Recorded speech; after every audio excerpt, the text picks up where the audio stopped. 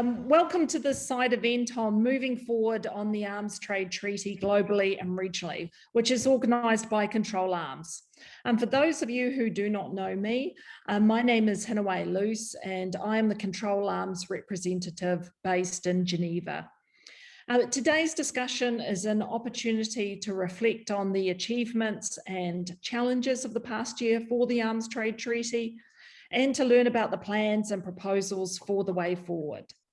As many of you will be aware, Control Arms traditionally organises an ATT side event in the margins of the First Committee.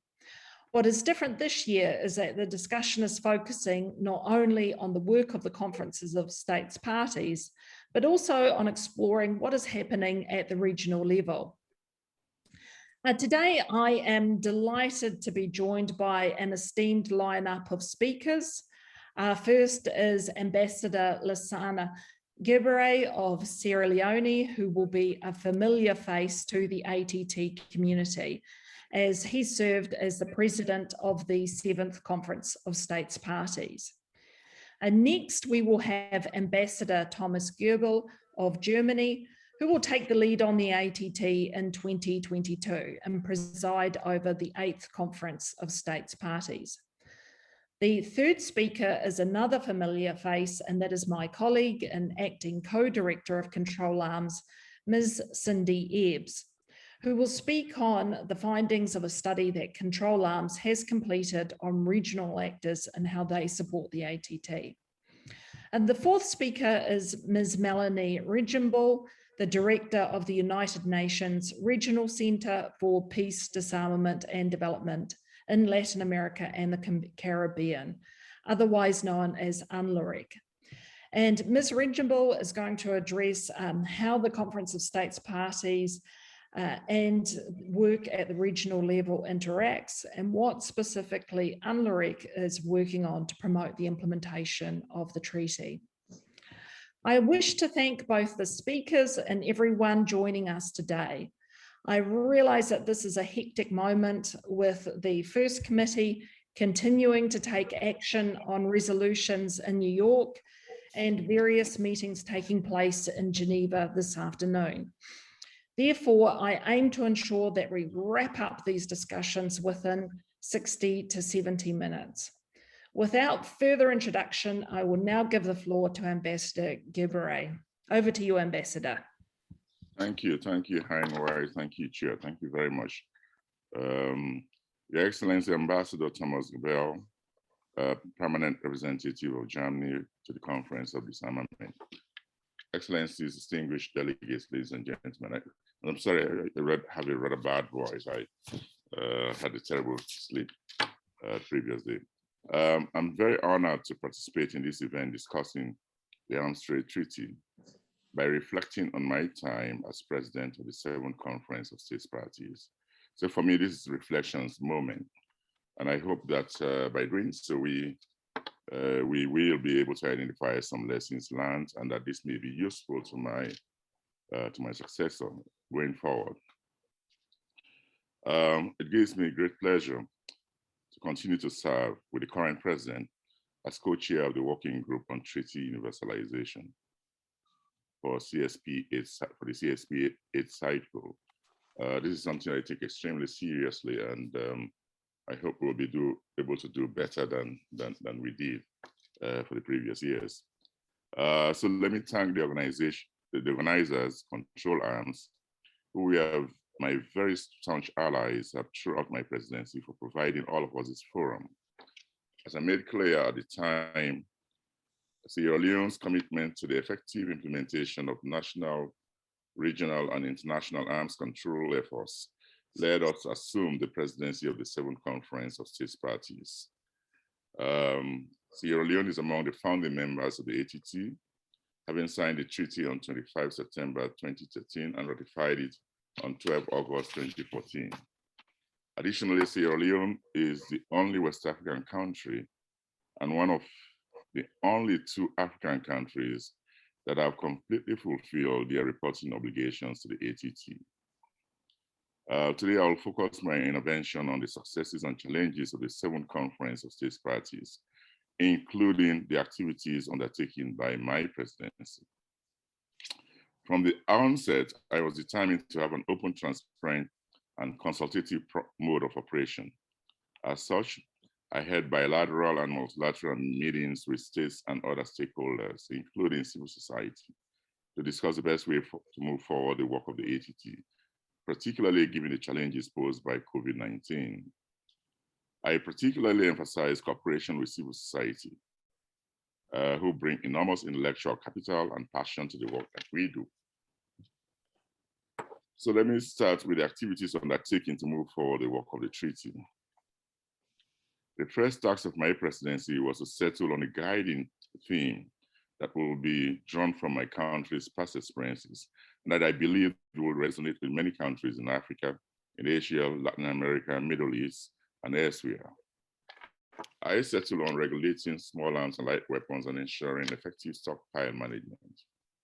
Once we did that, we next move on to drafting and tabling the 2020 ATT Resolution at the UN General Assembly First Committee. The chosen theme of my presidency was highlighted throughout that resolution. This was the first time that the ATT Resolution reflected the theme of a CSP presidency before that theme was adopted by the CSP itself. And I think that's an important lesson to draw from. Know exactly why you want the presidency, what theme you want to pursue, and then move on with the work of the ATT. Despite the restrictions posed by COVID-19, I held several in-person and hybrid consultations with Geneva and New York-based delegations to ensure meaningful discussions on the draft resolution, particularly on the choosing theme, and to garner as much of a consensus document as was possible. The 2020 ATT resolution was adopted with overwhelming support from member states. The resolution was adopted with 87 countries signing on formally as co-sponsors, including China, Switzerland, UK, France, Germany, and Nigeria. I'd like to take this opportunity to thank Germany for continuing the momentum and maintaining the reference of small arms and light weapons and related instruments in the draft 2021 ATT resolution. I thank Ambassador Gobel for doing that. It is with great pleasure that I announce the co-sponsorship of Sierra Leone and call on other countries to co-sponsor that draft resolution. Ambassador, we are with you, very staunchly. I inherited a number of pending decisions from CSP6. And I was tasked with resolving the draft decisions that we are not approved at the previous cycle in a timely manner as they were affecting the work of the ATT. This process took up almost the entirety of my entire half of my presidency. It went beyond that, actually. We had draft decisions numbers 9 to 11 on the multi-year work plans for working group on effective treaty implementation. 2, draft decisions 15 and 16 on Rule 8.1D of the ATT financial rules. Number 3, draft decision number 17 on CSP President's working paper. CSP 6, that's the Argentine working paper. I initiated a transparent and inclusive consultation process to moving forward these pending decisions and propose a way forward with respect to each draft decision. Following extensive consultations and consensual amendments, we successfully negotiated a process for the adoption of the 6 outstanding decisions not adopted at CSP6 and avoided possible paralysis of the work of the ATT. These decisions were adopted by state parties via silence procedure. We then got onto the format of CSP7 and its preparatory phase. You will remember that due to the COVID-19 restrictions imposed on international travel and the holding of meetings in Geneva and throughout the world, CSP7 cycles informal preparatory meetings could not take place in person. Accordingly, the presidency had to initiate transparent, inclusive consultations once again with all stakeholders to agree on an alternative format for the meetings. Additionally, to ensure that the preparations for CSP7 progress in a timely and satisfactory manner to ensure the work of the conference can be conducted and concluded, I propose the following to states parties. In fact, in that preparatory meeting, I was sitting somewhere in Freetown, locked in the room and talking to the colleagues from there. I propose the following to all states parties and everyone involved, stakeholders.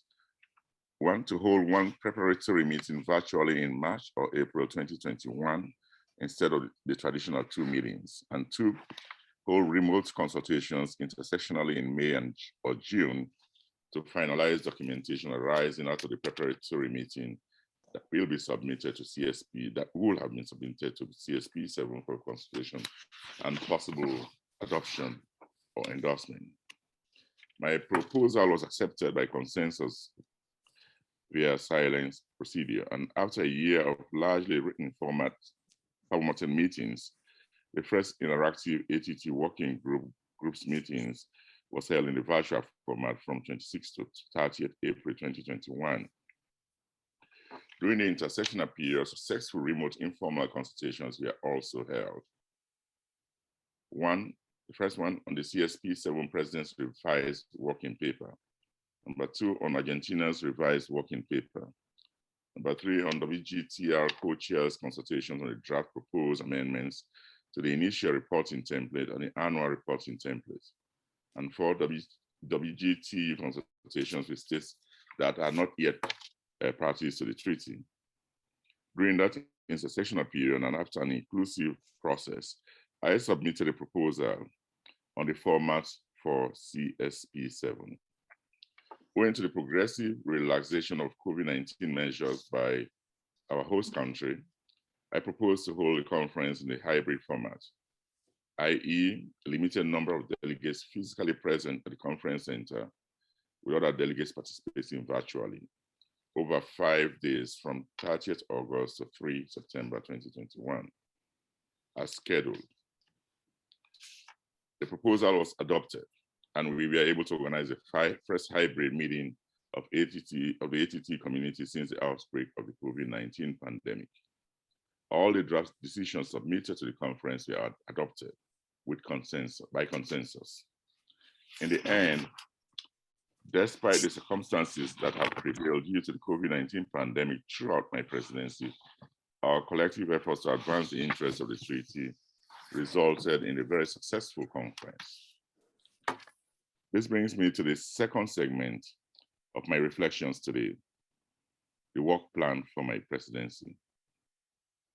On assumption of the presidency in August last year, I announced that the core focus of the Sierra Leone presidency in 2021, as I mentioned earlier, will be strengthening efforts to eradicate the illicit trade in small arms and light weapons and ensuring efficient stockpile management. The objective of this team is the proper regulation of the international trade in conventional arms as part of the global framework for arms control, non-proliferation and disarmament to address their impact on armed conflicts. For this theme, my presidency focus on the role of states, arms manufacturers, and exporting nations in promoting responsible, accountable, and transparent conventional arms transfer systems and enhancing stockpile management and disposal by states. My choice of focus was largely informed by my country's own experience, as well as the combined and various experiences of many other states across all regions of the globe, resulting from the inadequate regulation of international arms trade. My presidency submitted a draft working paper setting out what we considered to be areas of the arms trade supply chain that require further attention by states in the context of existing global regulatory framework. Our paper discussed at length the informal preparatory section and was discussed at length during the preparatory session and during the intersessional period, and was adopted by consensus at the conference. Total consensus, I will say. I strongly believe that through stakeholders' collective efforts, the ATT's initiatives in this paper are consistent with achieving Sustainable Development Goal 16. which promotes peaceful, just, and inclusive societies, particularly Target 16.4, which seeks to significantly reduce illicit arms flows and to combat all forms of organized crimes.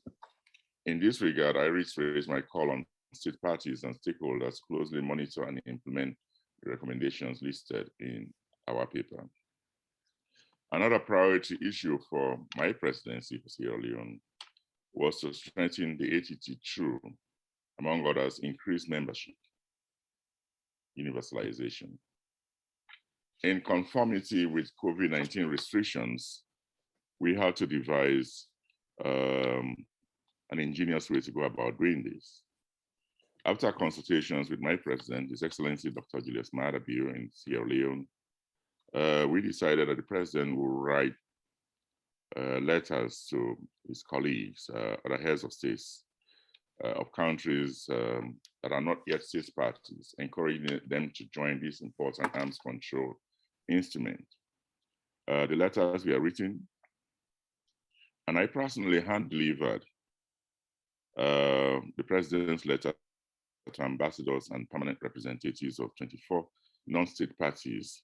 And before that, here in Geneva, I went around from mission to mission, doing that throughout for close to a month.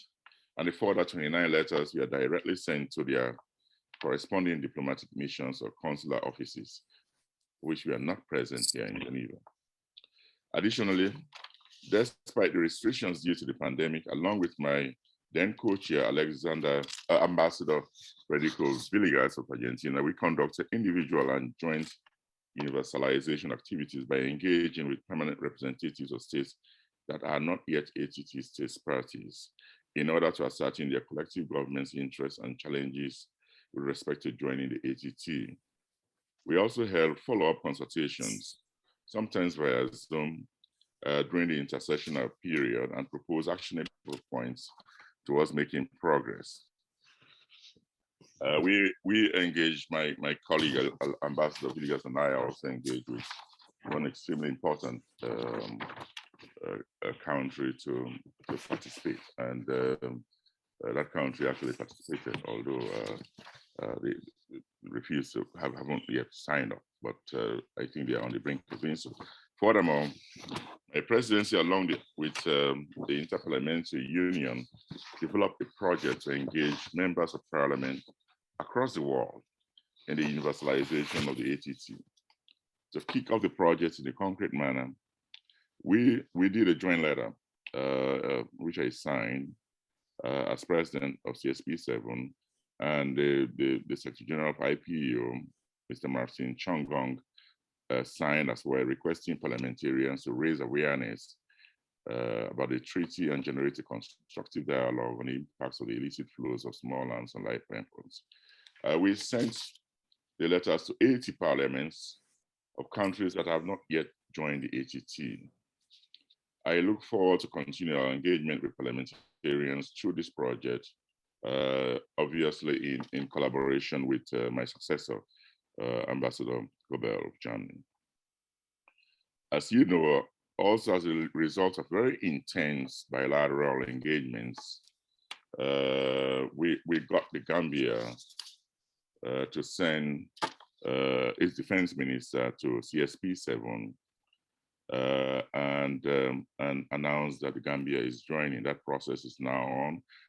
As you may know, the Gambia is the only member of ECOWAS in the West African Union, the West African community of member states that has not yet signed or ratified the treaty.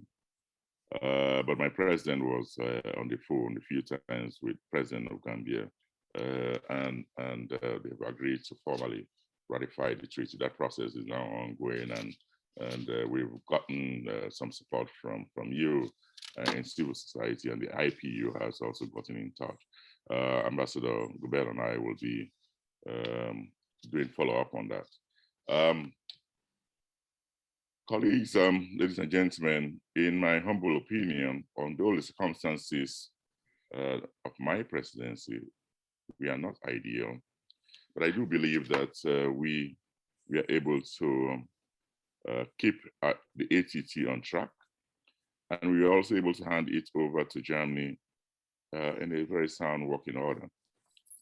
I'd like to conclude by assuring my colleague, Ambassador Gobel, and the rest of the ATT community that Sierra Leone's unwavering commitment to promote the work of the ATT, particularly with respect to treaty universalization, remains as strong as when we were president.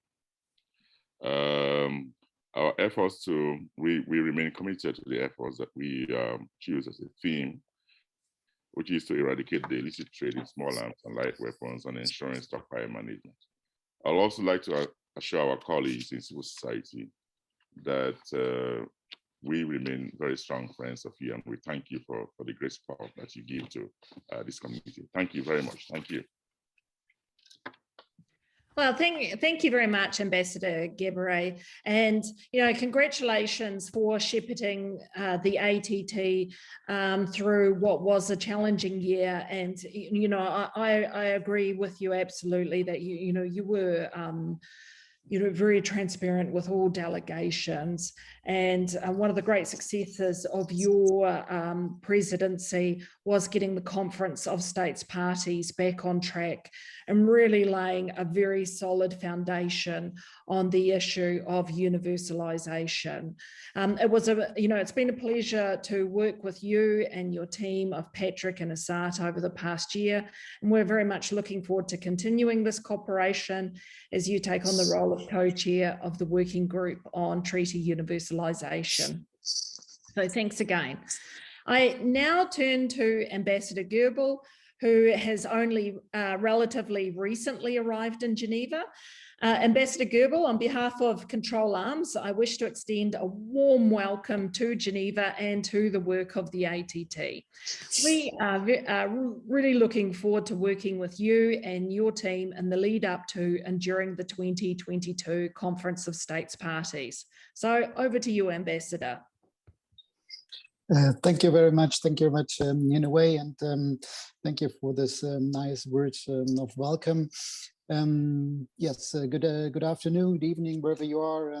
Here from Geneva, colleagues, Ambassador Gebere.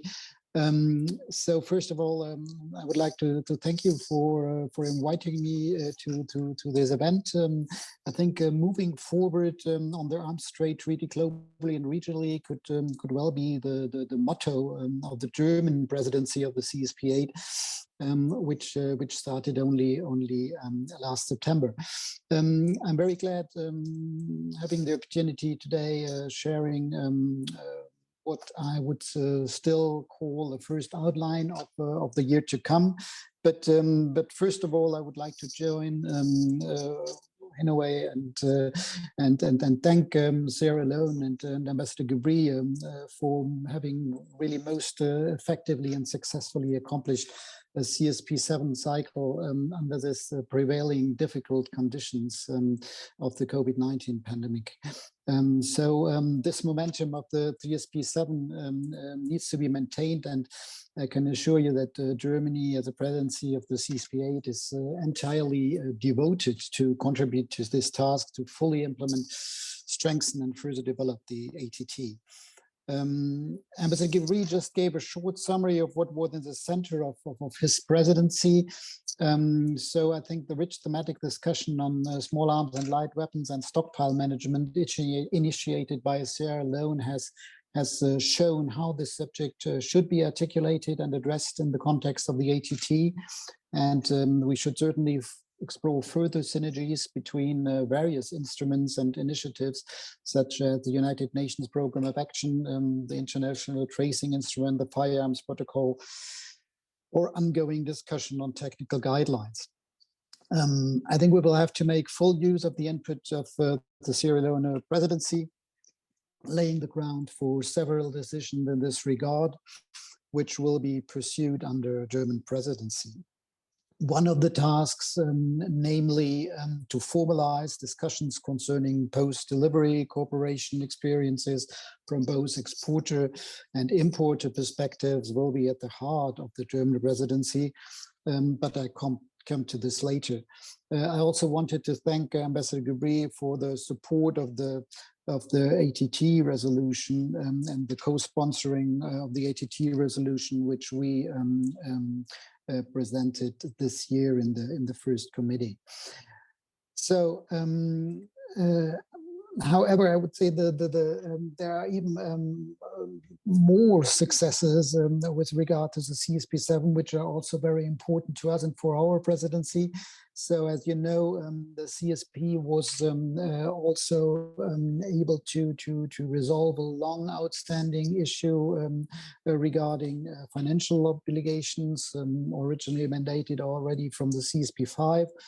I think we all agree that the many outstanding contributions put the ATT institutions and activities at risks. So the decision taken by the CSP7 represents, in our view, a comprehensive and easily applicable procedure for the ATT Secretariat and the Management Committee, which includes all necessary elements for the arrangements for financial settlements for states arrears. It will thus ensure the financial stability of the treaty, and I think that's an essential part of the effective functioning of the treaty and its institution. So, coming to our presidency, I'm confident that under German presidency, it will be at last possible to organize the first formal meeting of the Diversion Exchange Forum as mandated by the final report of CSP7. I certainly recommend the hard work of the Diversion Exchange Forum chair, Tom Nice. But I think we all agree that the meetings of the Diversion Exchange Forum need to be held in person, which for obvious reasons was simply not possible. And I think we all know the reasons, unfortunately, too well. So as soon as a broad in-person participation will be feasible, we will organize a meeting in line with the terms of reference of this body. So now let me give you a short overview of what Germany would like to concentrate on in the year to come. As I already set out at the CSP7, when we took over the presidency, we will focus on three major subjects during the coming year. First of all, the issue of post-shipment controls. And this will be, as I already said, at the very heart of our efforts to promote the ATT. We will initiate a thematic discussion on the subject of on-site verifications and post-shipment controls. Germany considers post-shipment controls to be an effective instrument and confidence-building measure to fight illicit trade in conventional arms and to prevent the diversion, an obligation all state parties have undertaken in accordance with Article 11 of the treaty. Germany has introduced post-shipment controls for a certain number and certain categories of arms since 2015. The German instrument for performing selective post-shipment controls for deliveries to third countries of war weapons and specific types of firearms supplements the strict application of the political principles adopted by the German government for the export of war weapons and other military equipment. So we would be pleased to share our experience, which we regard as an effective measure to build confidence between exporting and importing states. We would like to start a process encouraging others to develop similar practices. And our plans regarding this priority subject of our presidency are not yet completely finalized. However, we intend to organize three major events on PSC, one with state parties, another with NGOs and other organizations, and a side event at the CSP8 itself.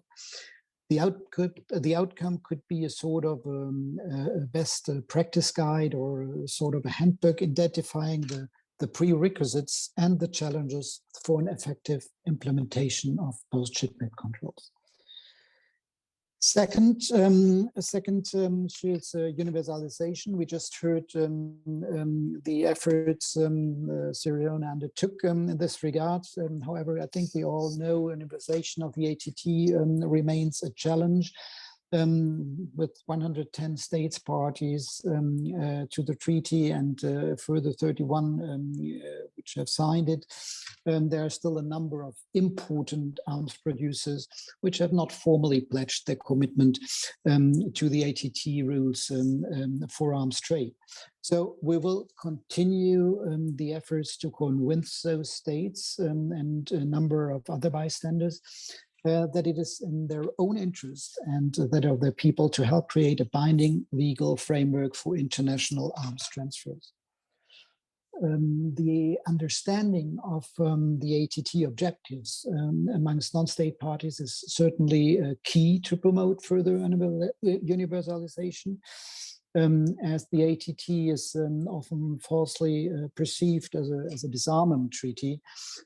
So, you know, the EU funding of the publication of the ATT Universalization Toolkit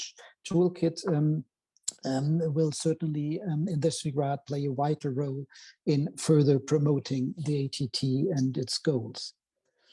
Universalization means worldwide. There is per se no limit to it. However, we intend to put a special focus on Asia as far as our efforts are concerned, as Asia, in our view, seems still be underrepresented among state parties. And also with China being now a member state of the ATT, there might be a window of opportunity for some states in the region to reconsider their positioning with regard to the treaty.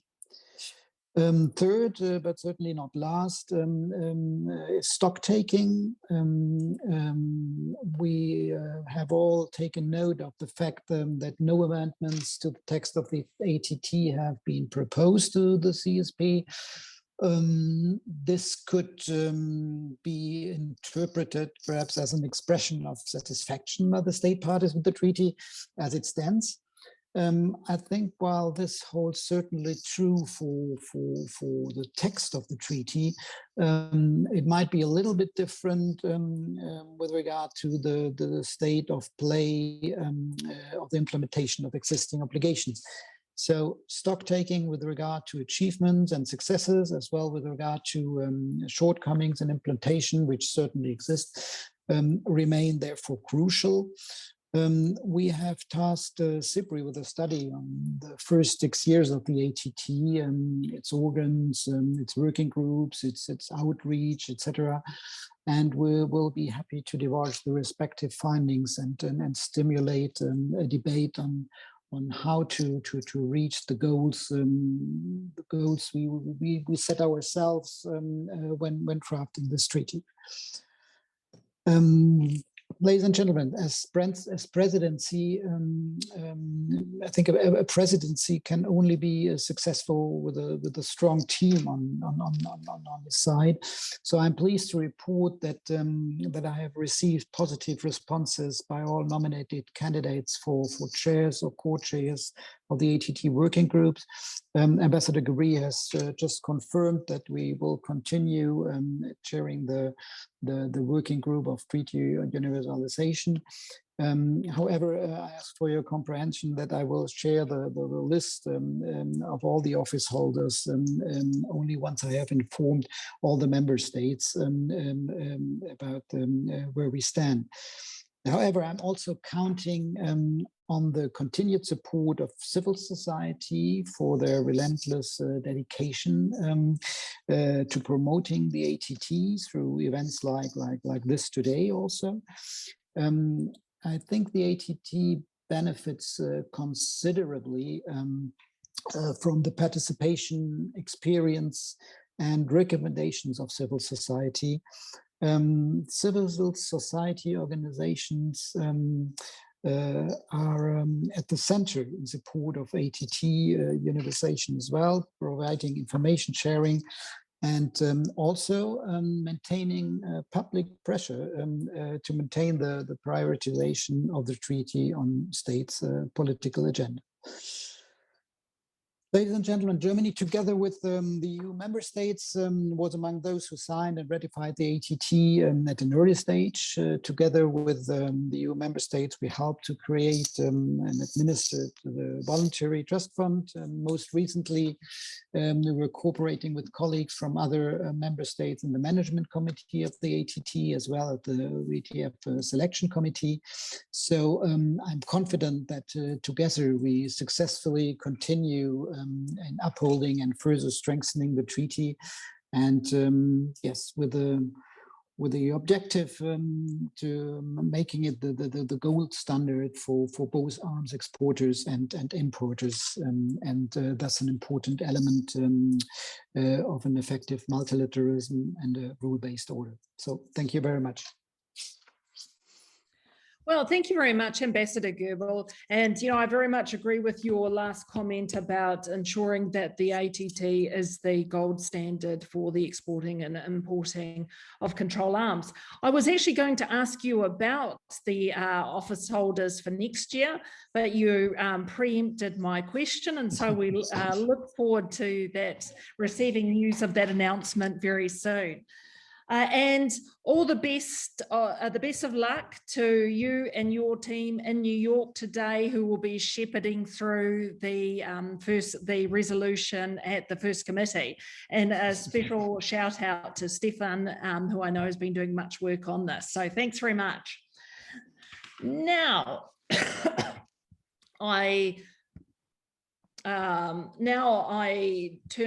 the pleasure of handing over to Ms. Cindy Ebbs, who will speak on the findings of the ATT Regional Actor Study. Cindy, you have the floor. Thank you, Hinwe, so much for the introduction, and thanks to all our panelists for participating today, as well as everyone else who's been able to tune in. First, I just wanted to say thank you to Ambassador Gaberi for his commitment to the ATT process during his tenure as president of the CSP7. As he mentioned earlier, we did establish quite an effective and fruitful working relationship with you and your team, and we're grateful for your consistent focus on the importance of transparency in the ATT process, demonstrated by your prioritization of the hybrid CSP7 conference and your interest and consideration of input provided by civil society along the way. We look forward to working with Ambassador Goebel and his team as preparations for CSP8 get underway. We appreciate Germany's inclusion of civil society in its preparations for CSP8 thus far. As Ambassador Goebel mentioned, it has already begun working closely with a variety of research and other organizations, including Control Arms, to develop a comprehensive look back on the first 6 years of the life of the ATT and to identify effective and efficient ways to move forward. For CSP8, Control Arms will continue to prioritize transparency in all aspects of the ATT. We will be working with our coalition to raise the voices of those affected by conflict and armed violence in the ATT and other international processes. In particular, we'll be working with states parties to encourage the discussion of real-world situations and real-world decisions on arms transfers inside the CSP process. Sharing successes and challenges in regulating weapons from all points of the transfer is critical to developing a strong and effective ATT community that can work together to reduce human suffering. So as part of this endeavor today, I'll be presenting the Arms Trade Treaty Regional Actor Study, which is the first output of the Arms Trade Treaty Regional Actor Project, which is generously funded by the Federal Foreign Office of Germany. If you could share the screen now, Noemi, that would be wonderful. I have just a short PowerPoint presentation where hopefully just to give you a brief overview of this project and of this particular study. It is now available on the Control Arms website, www.controlarms.org. And just as an introduction, the ATT takes a cooperative approach by placing the burden of implementation and compliance on each state party individually and collectively, rather than relying on an institutional review or specific compliance mechanism. The theory behind this approach is that from the individual systems and practices, collective norms and practices will spring forth. Regional actors are uniquely positioned to coordinate and encourage such collective action. These organizations played an important role in the initial development of the ATT, and it does appear that where regional organizations have played an active role in raising awareness and building capacity to support ATT universalization and implementation, the initial rates of accession and compliance outpaced regions with less engagement. For this reason, we, with the support of the Federal Foreign Office of Germany, have embarked on this ATT Regional Actor Project. Next slide, please. The ATT Regional Actor Project aims to explore pathways for regional organizations to further encourage ATT accession and to take a leading role in its effective implementation over the course of the next 5 years. The ATT Regional Actor Project is a comparative study of regional actor engagement by means of data collection, desk research, in-depth interviews, and comparative analysis, with a view to mapping the activities of regional organizations in supporting the ATT and drawing out lessons learned from the first 6 years of the treaty's life. The first phase of the project is the ATT Regional Actor Study, which is a mapping and preliminary analysis of trends with regard to regional actors and their engagement with the ATT, and that's what I'll be presenting today. During the second phase of the project, which is planned for next year, the research team will continue its analysis, and which will result in a handbook that will provide a more comprehensive mapping of activities and efforts carried out by an even broader range of regional actors, as well as recommendations on how these regional organizations, both individually and collectively, can support the universalization and effective implementation of the ATT. Next slide, please. The focus on the first phase of the project today, which is what I will be focusing on, which is the ATT Regional Actor Study. It represents the first output of the project and highlights key findings, provides lessons learned, and sets out a few recommendations on how ATT stakeholders can continue to foster the engagement by regional organizations in ATT universalization and implementation efforts. The methodology that we undertook involved desk research gathered on a number of factors for each organization, then followed by, based on that research, selecting regional and sub-regional organizations that are most involved in the ATT treaty implementation process and other arms regulation efforts. And then we conducted a series of interviews to capture in greater detail the range and depth of the organization's work on the ATT implementation and other arms trade regulation. From these interviews and desk research, we identified some initial trends, which I'll go over today, and we drew those out both within and across regions regarding the role of regional and sub-regional organizations in supporting the ATT. And these trends will serve as a point of departure for the second phase of the ATT Regional Actor Project, which is the development of the Regional Actor Handbook. Next slide, please. This slide shows the regional organizations that are a part of this first phase of the study. As you can see, most of the UN regional centers have been included, as well as several other regional organizations across the world. Just to have the next slide, please. So we've really identified, in terms of trends, 4 key factors that influence a regional organization's capability to engage with and support the Arms Trade Treaty. And the first of those key factors is resources. Research demonstrates that the importance of, obviously the importance of stable availability of resources, both human resources and financial resources. For example, the European Union has multiple projects, including the EU ATT Outreach Program, the COARM Outreach Program, and also direct support for the ATT Secretariat, using its abundant resources, both human and financial, and allowing it to operate effectively across the globe.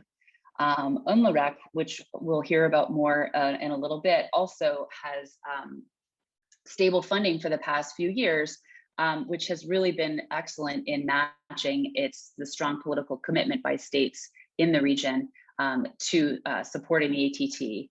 However, funding, of course, is not guaranteed into the future, and continuing a stable funding, I think, it was something that a lot of our interviews kind of drew out, which is the stability of funding is really critical, even when political will remains high.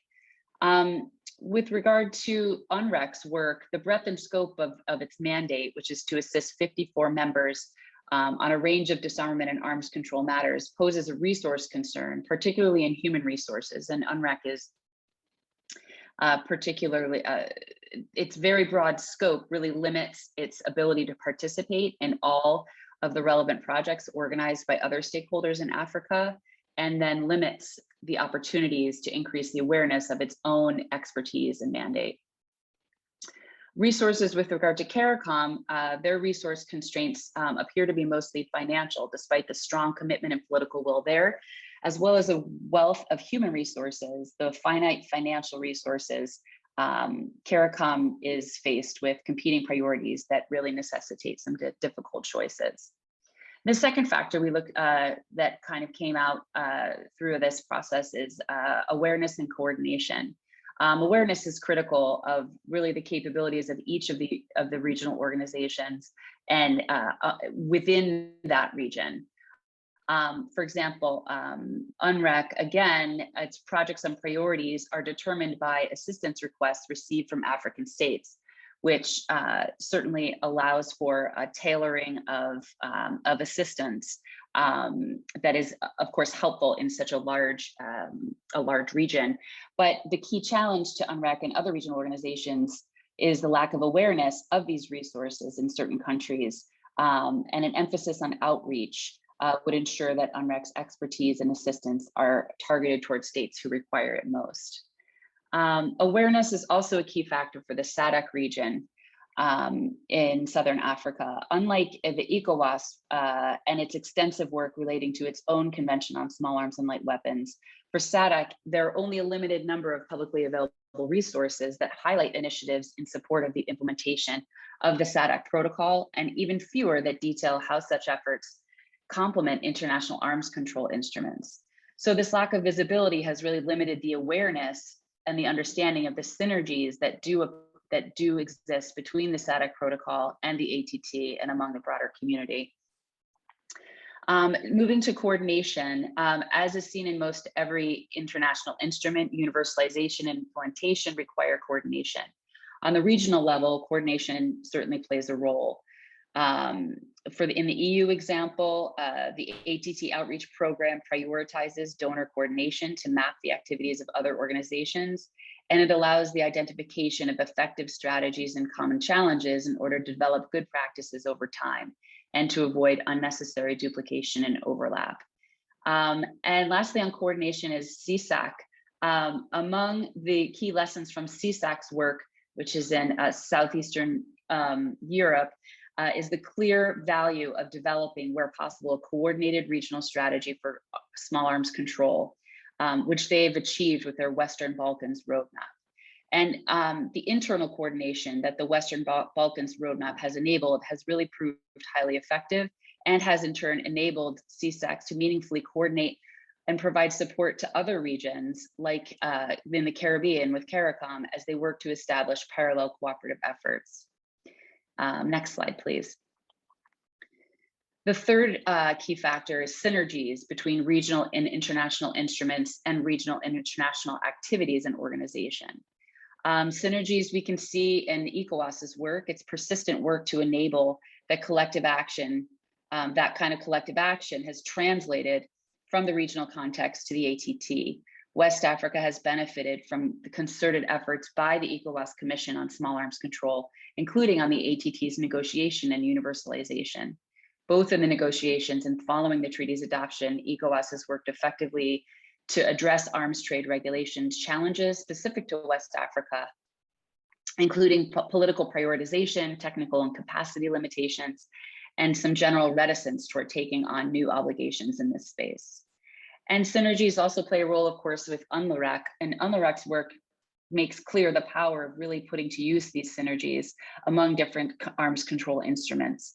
The vast majority of UNLRAC's efforts to assist states with ATT implementation link with similar efforts for other small arms instruments, and UNLRAC focuses on where the instruments overlap and where they diverge so that states can maximize their compliance with all of them.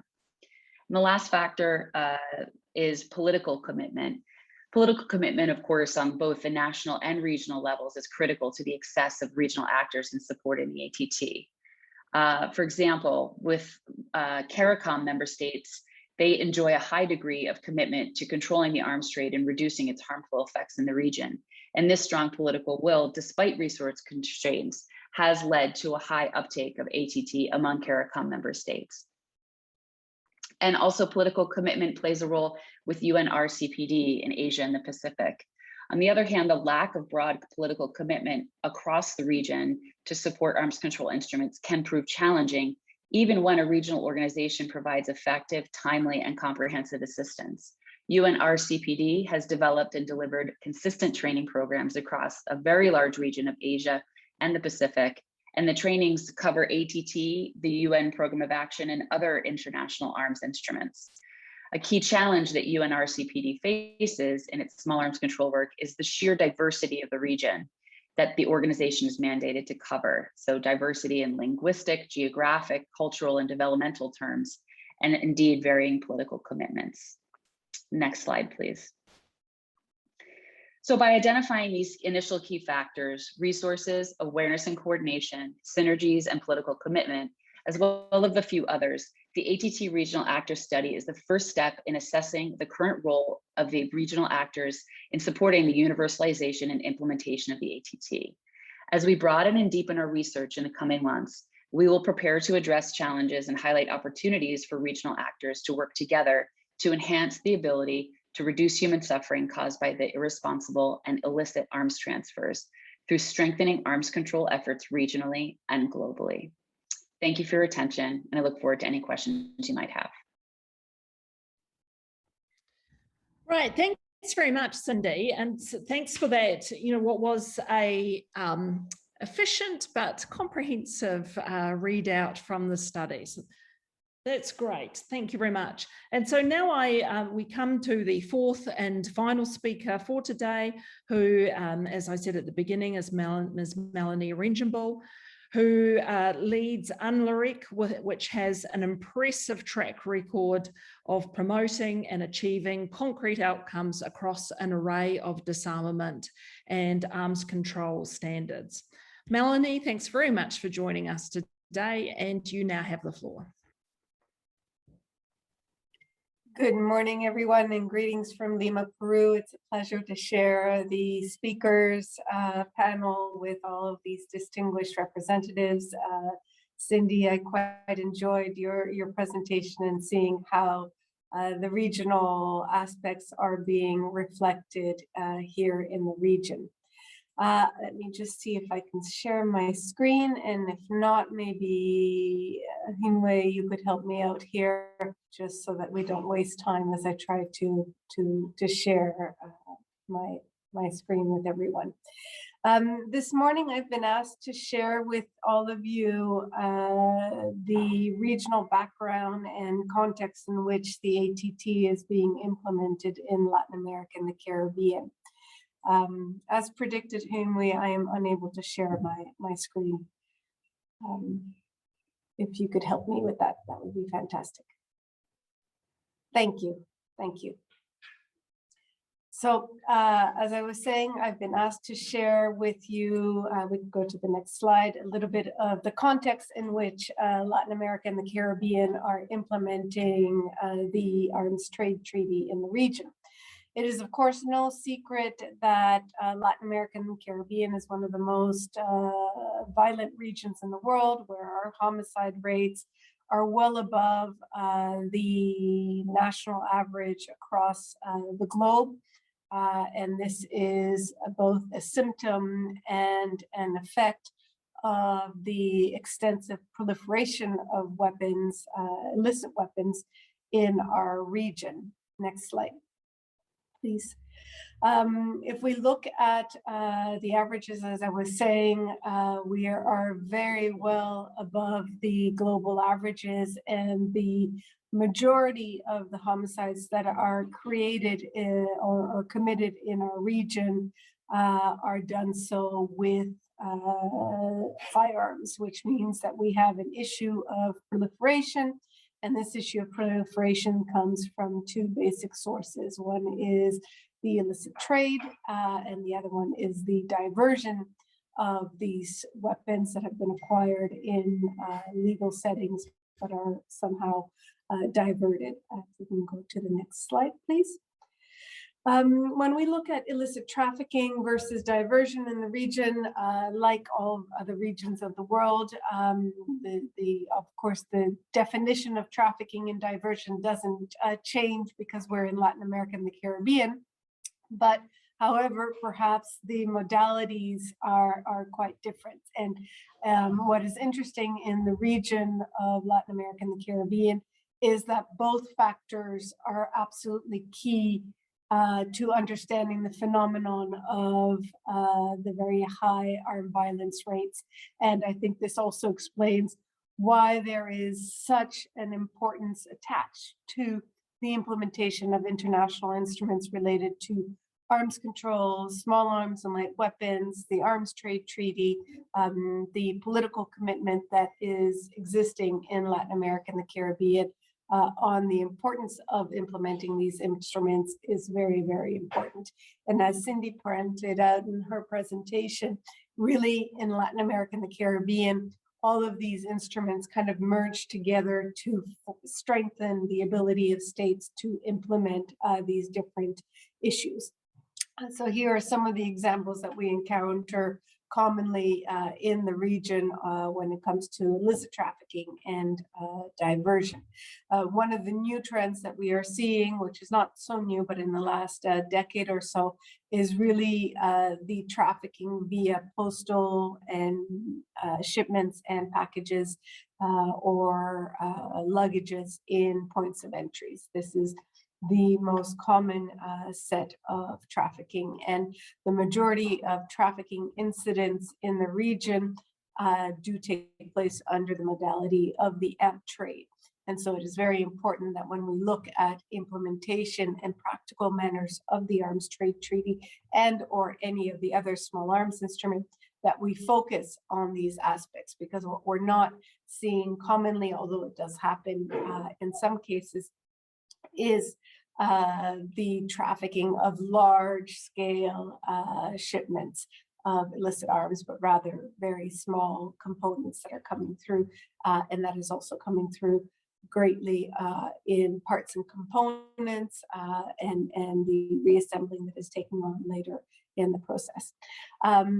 So this is what we understand. We understand also that there is an intrinsic link between illicit trafficking and diversion and criminal organizations. As I said, this is not a tendency that happens at the large scale, illicit government, necessarily government involvement in large trafficking schemes, but rather organized crime and violence, which feeds into the other violent crimes that we have in the region and accompany a lot of the other illicit trades that we see happening in the region. Next slide, please. So what we're seeing also, and I think this is important in the aspect of the Arms Trade Treaty, and although we all understand that the Arms Trade Treaty covers all aspects of conventional weapons in our region, in Latin America, and I think this is also symptomatic across the globe, but in our region, what we're seeing is that the majority of issues or weapons that are being trafficked or diverted are really pistols, and this is what is happening at the global level. Another interesting trend is that most of the seizures occur within the national territory. So we're not necessarily talking about international trafficking, but rather internal trafficking that is happening, and diversion that is coming out of state-owned or non-state-owned arsenals and that are being diverted and trafficked within the region. So it doesn't always match the internationally recognized definition of illicit arms trafficking, because it does not necessarily always incur across a border. Most of the firearms seized are manufactured outside of the country of seizure. So this means that at one point these arms did come in legally. The illicit origins of these firearms usually has an important internal component to it. Next slide. Yeah. So why was this context relevant for this presentation? I think it's important to understand how it fits into organized crime, illicit arms trafficking, diversion, and how all of the instruments that we have in our reach can complement the ATT implementation. But if we focus solely on the Arms Trade Treaty, we know that the Latin American and Caribbean region is a very strong proponent of ATT implementation. Of the 33 states of the region, we have 26 states parties, 2 signatures. And so I think that this is a very key reflection of where we are at the region. And even the states that have resisted signing on or becoming state parties have usually, through the implementation of other international instruments that have similarities with the Arms Trade Treaty, showed strong support for the need to have these instruments. When it comes to reporting, I think at the very beginning of the ATT, the enthusiasm for reporting was perhaps a little bit higher than it is now. In 2020, we only had 9 of the 26 states reporting. I think that this is both a phenomenon that can be attributed in part to the global COVID crisis that we're undergoing, and the resources that have been, the human resources that have been diverted perhaps diverted is not the right word, but that have been distracted using and working on other aspects of international crises.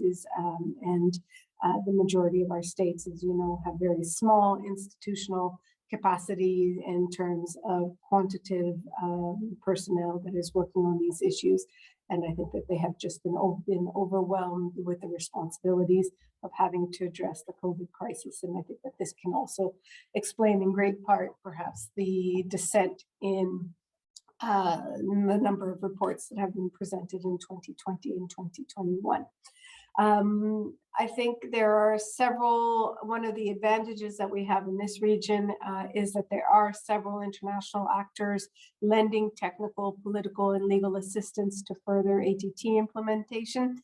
And I think that this is both a blessing and can sometimes also be a little bit of troubleshooting, because as I was saying, with the level of reporting, many of our states, particularly in the Caribbean region, have such small institutional structures to be able to address the Arms Trade Treaty and other international instruments, that the offer of assistance can sometimes be a little bit overwhelming to these states, as we are constantly requiring the same national actors to take the trainings, to participate in the workshops, to do the legal reporting and everything else.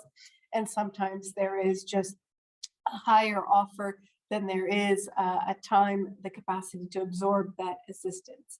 That being said, I think it is very important that we all continue to do this work, but we may need to be a little bit more coordinated at times in doing so. The Latin American and Caribbean region has also been a great recipient and benefactor of the Voluntary Trust Fund. 7 states in the region have received assistance from the VTF since its inception. Some of these countries have received more than 1 year of assistance, so I think that this is also good. We always continue to encourage states to apply to this. If I could have the following slide. So how do we take this political commitment, the regional context that we have, and how do we transfer this into political momentum and activities within the ATT treaty infrastructure for our region? I think one of the main areas, and although the thematic of the last presidency on working on stockpile management has been very important, and this is always a priority for Latin American Caribbean states, I think that there is still a lot of work that needs to be done at the regional level to be able to look at diversion and information exchange. And I think that the focus that our German colleagues will have for this next year will be absolutely key and pivotal to fostering a greater level of implementation at this region, looking at post-shipment details, end user documentation, import and export licensing. I think that these are all aspects that are very important, and to ensure that each of the states have robust and comprehensive mechanisms to enable the implementation of the Arms Trade Treaty and other relevant instruments related to small arms and light weapons will be very, very important. In general, I think all of the states have the infrastructure, but it perhaps needs to be amplified, structured in a similar way so that it facilitates the exchange of information. I think what is happening now is happening very much in silos, even within the states, never mind at the regional level of information exchange. So I think that standardization in each of the national states will help not only ensure coherent coordination at the state level, but also facilitate information at the regional and sub-regional level. I think that these are all themes that are very, very important, and it will certainly be an area of focus for UNLYRIC.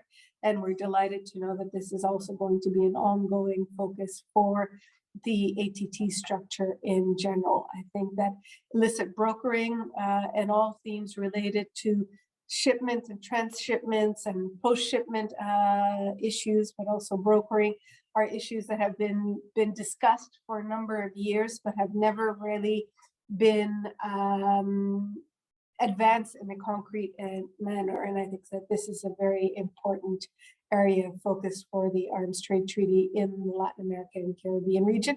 And there is, because of course, interest is not sufficient. There needs to be institutional buy-in at the national level to be able to advance this.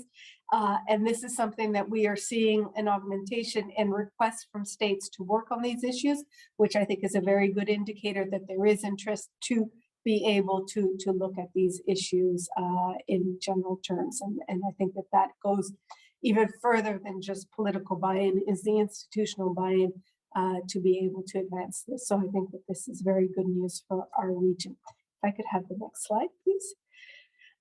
And so I think when we look at opportunities, I said working group here, but it's really just in general for this issue.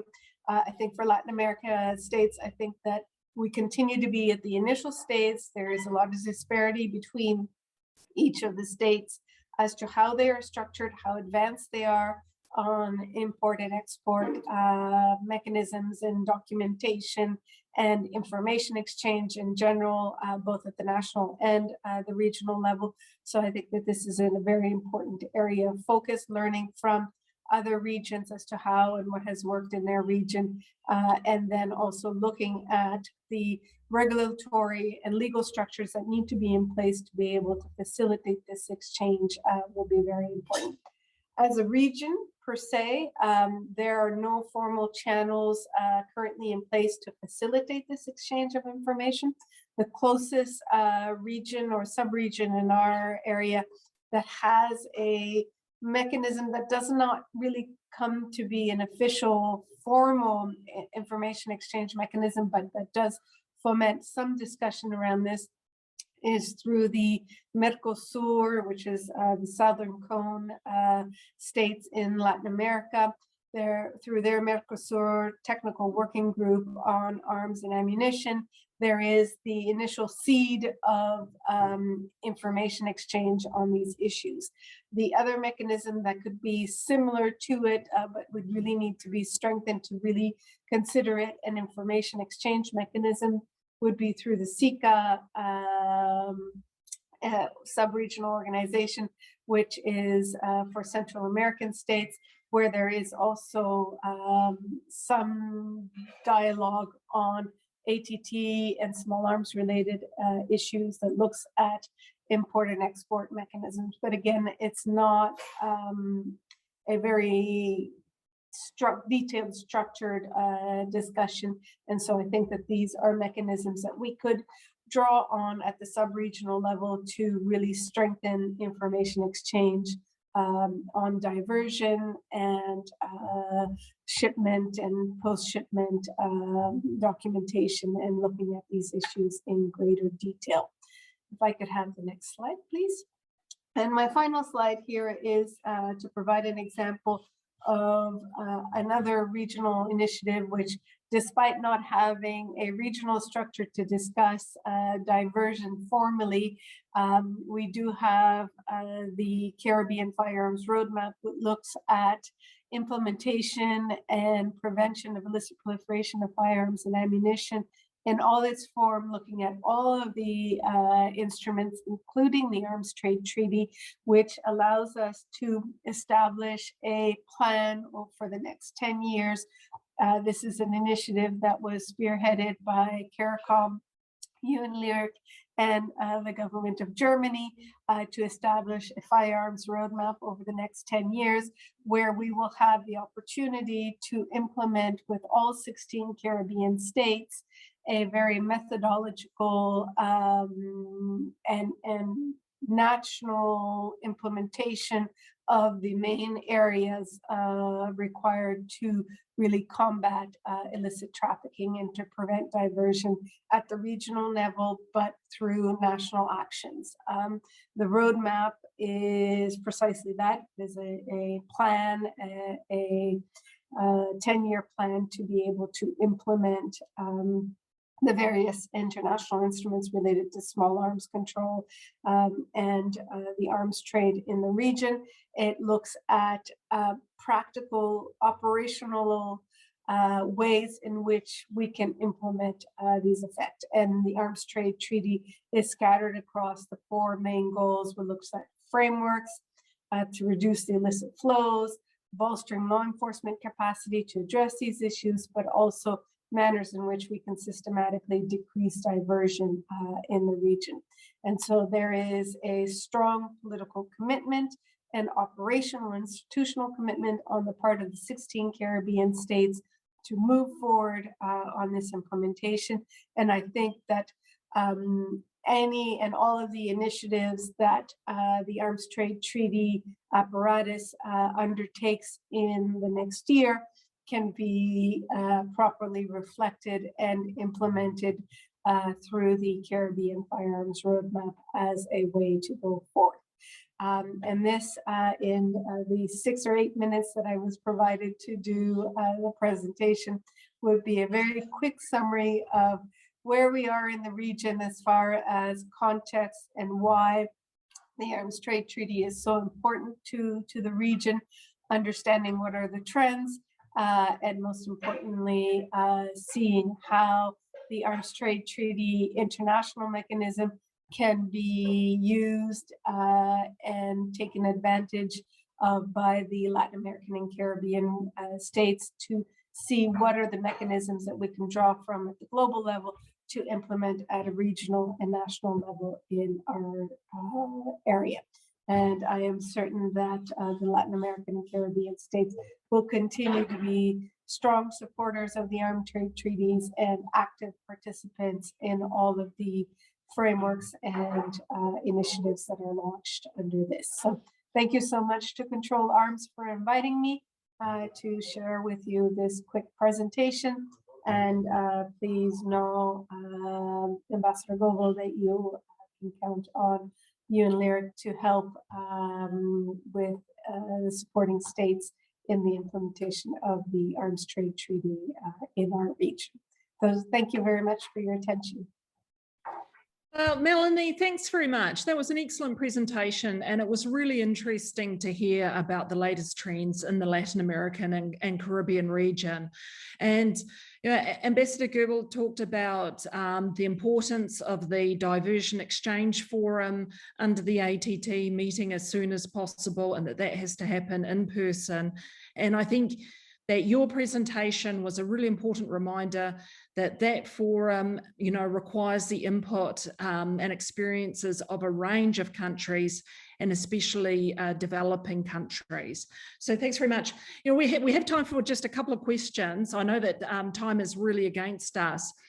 Melanie, one question for you, and that is in the ATT resolution, there's a reference to the importance of synergies between the ATT and other instruments.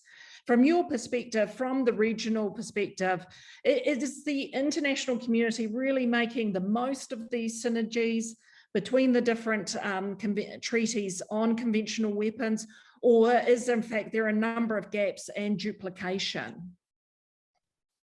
Thank you for that question. I think that in general terms, we are taking advantage of the synergies. I think we do so from two perspectives. I think that the regional states demand that of the assistance that they receive, and they very much see their toolkit to address and reduce and prevent armed violence to incorporate all of these small arms instruments, whether it's the program of action, the protocol, the firearms protocol, the CIFTA convention, and the arms trade treaty as one and all of the same in their toolkit to address these issues. And by doing so, the type of assistance that they request really brings all of these instruments together. And I know that, for example, for UNLYRIC, we always frame the context of our assistance against the backdrop of all of these instruments. And therefore, the resources that we are lucky enough to receive from the generous support that we get from donors also reflect that synergy. I don't think I would necessarily call it duplication. I think rather, I think it's complementarity and synergies. There's always room for improvement in all of these issues, but I think in general, whether it was purposely done or just de facto it happened, those synergies between the instruments are absolutely key. I think what we need to focus on now is really getting into the details of how to operationalize and implement the synergies, because often we focus on one aspect and not necessarily in the other. And I think that we could, as a region, do a better job of reflecting those synergies when we do the reporting. Because often what will happen is that the person in the larger state, the person responsible for preparing the report on the arms trade treaty is not necessarily the same person that has to report on the program of action. And therefore, because a lot of these things happen in silos, sometimes, although they're doing and working towards the same end goal, they're not necessarily speaking to one another. And then therefore, maybe that's not as reflected in the reports, which end up being the voice of states on these issues. So I think that there is improvement to be done there. But I think in general terms, the states of this region very much see this as an all-inclusive package, which the Arms Trade Treaty is just one other instrument that can help address and prevent armed violence brought on by the illicit proliferation of arms in our region. Thanks very much. A quick question for Ambassador Gaberi. Ambassador, it was a strange in some ways and challenging year.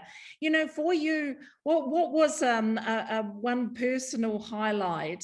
And also, we speak a lot about the need to explain the objectives of the Arms Trade Treaty and to reinforce that this is not a disarmament treaty. In your various meetings with non-states parties, is that the case? Is a lot more work needed on explaining what the ATT is? Yeah, thank you very much. Thank you. For me, the great highlights of my presidency really was my meetings, delivering the letters from the president to other representatives here in Geneva. And I think I had over 24 or more of such meetings. And these are not brief meetings. Sometimes I'll stay up for up to 2 hours with other PRs and other ambassadors. And the conversations, they are very heartfelt. And I mean, they are a friendly bunch here in Geneva. As I said, I had excellent coffees. But one key highlight was the insight it gave into the kinds of perceptions of the ATT that some countries hold, that this may be a disarmament process. For many regions in the MENA region, for example, North Africa and Middle East, that was a consistent theme that, look, we live in terribly bad neighborhoods, and we can't join this treaty and basically undermine our own national security. And I will say, well, this is not a disarmament treaty. If it were a disarmament treaty, China would definitely not join it. Many countries will not join. But it is a treaty that actually, because of the kind of region that you live, may be helpful in terms of transparency and reducing tensions when all of these countries can meet together and discuss common security fears and needs and the movement of arms, and that kind of transparency will be good to ensure a lack of conflict, to prevent conflicts. The other one, another highlight was, especially for states that have signed but have not ratified, the role of parliament. This is merely procedural. Most of these states have the political will to join and ratify, but they do not have the parliamentary preparation to do that. If I put it politely, parliament, in some countries, parliaments change it very quickly and new people come, and this bill could be on the floor of parliament and there is little understanding of the implications. And then there's no real convergence between say the political leadership and the parliamentary leadership on the need to ratify. So that was one important one, which is why I spoke with the head of the IPU to support parliaments in understanding what the ATT is for, and how to look at the bills to kind of institutionalize or domesticate once it is signed, to make them to ratify them. I think an important achievement of mine, which I'm terribly proud of, was actually to make sure that within the ECOWAS region, there is no country there remaining that's not committed to joining the ATT, and we got Gambia to join. And we worked really extremely hard on that. We had several meetings. My foreign minister discussed this in the Gambia. The president called their president, and so that was, I think, the highlight of the conference for me. I was extremely proud to get the defense minister to come over to say we are joining, and proud that in our region there's 100% commitment to the ATT, and that really was very satisfying for me. I mean, now it's merely procedural stuff, and I hope to. And Kenya too. I mean, we had feelers that Kenya will be is interested in joining. I drove to the Kenyan ambassador's house, and I was having lunch with him, and he called his minister, and we spoke to him, but there were still issues with respect to procedure. But they finally sent in a large delegation and indicated to me that they are prepared to start the process.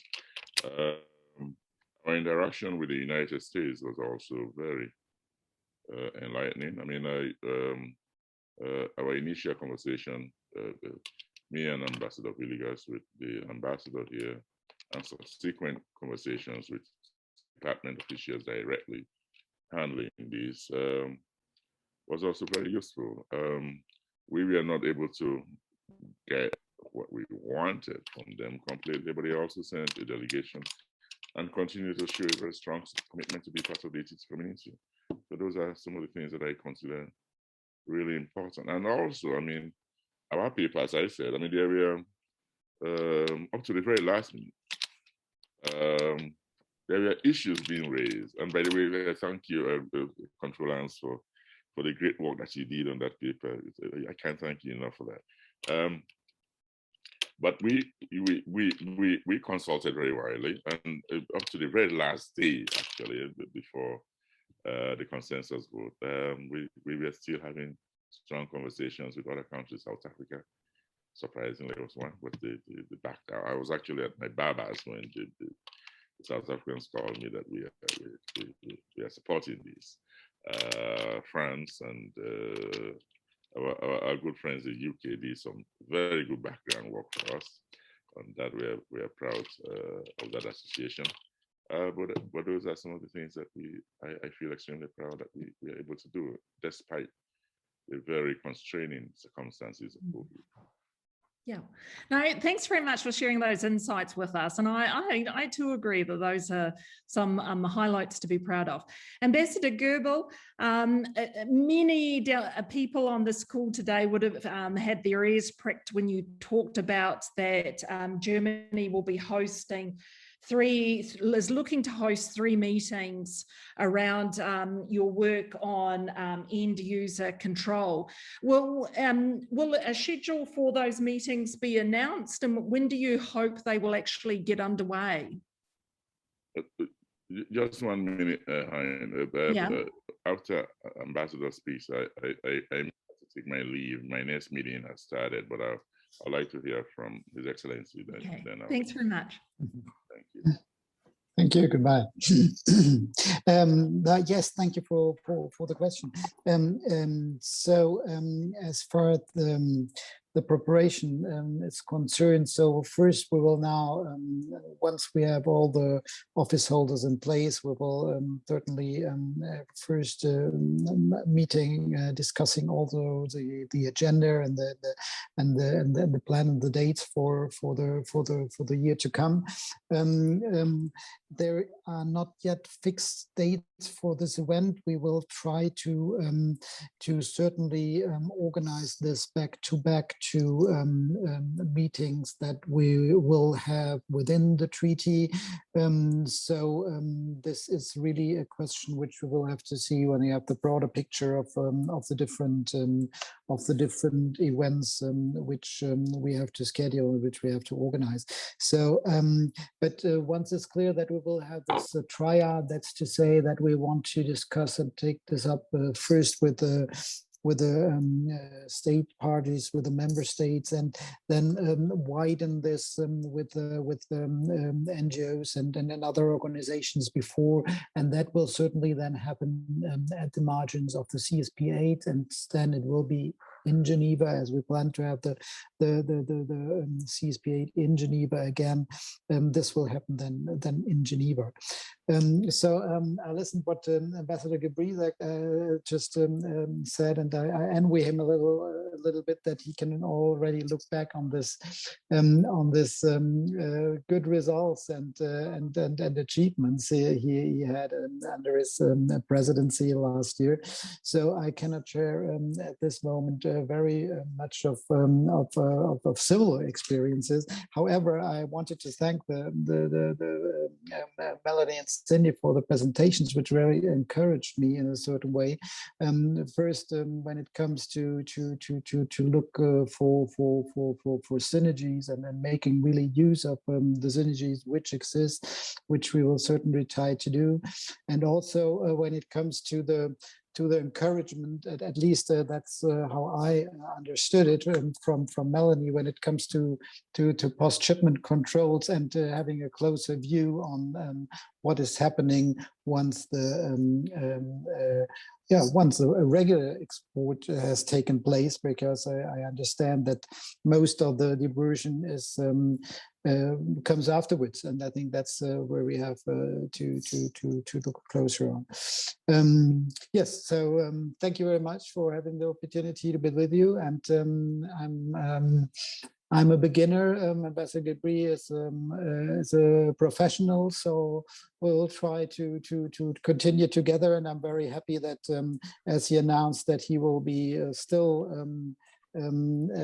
supporting us as the chair of the working group for universalization. Well, thank you very much, Ambassador Goebel. A beginner, but one who's making huge strides. Cindy, the last question is for you, and it's a very quick question, and that is the study that you spoke about today. When is it going to be launched, and how can people access it? Thanks, Inouye. It's actually being launched today, and you can access it at the Control Arms website, which is www.controlarms.org. It should be on the front page there. I will be making sure that it stays on the front page there. There's also a comment box there, so feel free to leave comments for us. Again, this is the first step in a larger project, so any comments we would really be interested in taking and hopefully can take forward in the next step of the project. Thank you. Thanks very much. Well, I'd hope to have this discussion over and done with in 60 to 70 minutes. On that, I've failed, and I apologise. But I really want to say a very big thanks to Ambassador Gabri, to Ambassador Goebel, to Cindy, and to Melanie for sharing your time and expertise with us. I think today's discussions have been extremely useful, and I hope that these have inspired people to think forward and to think about how they can better support the ATT as we move forward. So thanks very much once again. And also, thank you. And just one last word. Just one last word before I'm sorry. The importance, I learned the importance of building strong partnership. Through the year, I was able to forge a really effective partnership with Costa Rica. And that was critically important for me for the presidency. I thank you all. Ambassador, we'll speak later. I gotta go. Thank you. Okay, thanks very much. Bye. Well, from me, I'd like to say one last thanks to my colleague, Naomi Fankhauser, who has been providing much needed technical support in the background. So we thank you everyone who's joined us today. We look forward to seeing you either again online or hopefully in person soon, and enjoy the rest of your day. And again, best of luck for that ATT resolution at the First Committee. Thanks very much, everyone. Thank you.